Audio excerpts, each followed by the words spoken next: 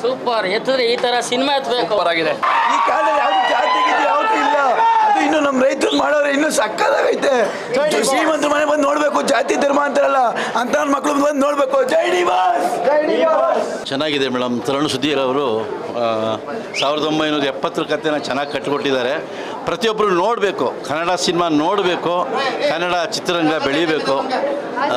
ದಯಮಾಡಿ ಪ್ರತಿಯೊಬ್ಬ ಕನ್ನಡಿಗನು ಈ ಸಿನಿಮಾ ತಪ್ಪದೆ ನೋಡಿ ಅಂತ ನಾನು ಎಲ್ಲ ಕನ್ನಡಾಭಿಮಾನಿಗಳಿಗೆ ವಿನಂತಿ ಮಾಡ್ತೀನಿ.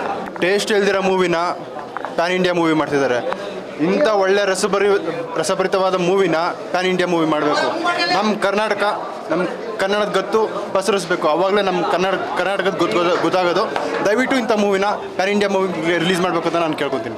ಒಳ್ಳೆ ಮೆಸೇಜ್ ಇದೆ ಸೊಸೈಟಿಗೆ. ನಿಜವಾಗ್ಲೂ ಇಂಥ ಸಿನಿಮಾಗಳು ಪ್ರತಿನಿತ್ಯ ಬರಬೇಕು.